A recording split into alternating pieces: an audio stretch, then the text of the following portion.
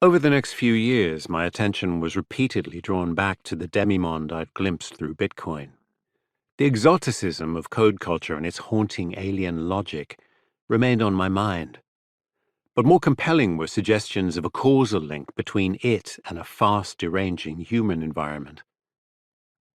The flood of code had intensified, and while most of the software embodying this code did things we liked, a growing proportion allowed online terrorists to spread viruses, businesses to cheat regulations, criminals to coin new forms of theft, data-hoarding digital monopolies to grow like mold and replace settled industries with precarious, loss-making ones, leaving civil society febrile and unnerved. The electoral chaos of 2016 showed how little we understood the quasi-occult technical powers now vested in a few hands, and how the work of these unseen hands could combine erratically at scale. By 2018 and a near-perpetual slew of scandals, it was clear society had a problem with the software being written to remake it.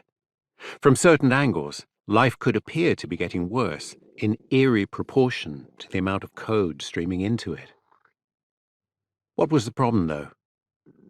One possibility was also the most obvious.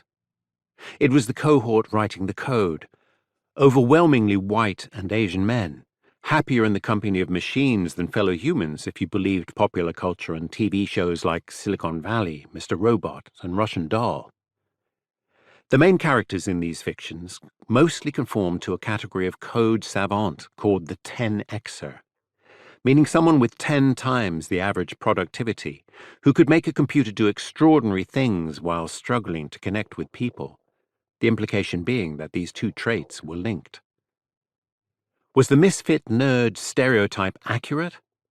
And how did it relate to the fact that while most professions had moved toward openness and diversity since the 1980s, code had charged determinedly in the opposite direction, reaching a nadir in 2015 when only 5% of programmers identified as women and fewer than 3% were black, a low from which it has barely shifted.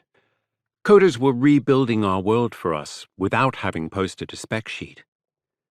Could they be consciously or unconsciously recasting it in their own image, privileging their needs and assumptions above others? Would it be more surprising if they were or weren't? And did any of this connect to a Silicon Valley ethos spring-loaded to recklessness? It began to seem important to ask who these destroyers and rebuilders of worlds were, what they thought they were building, and why.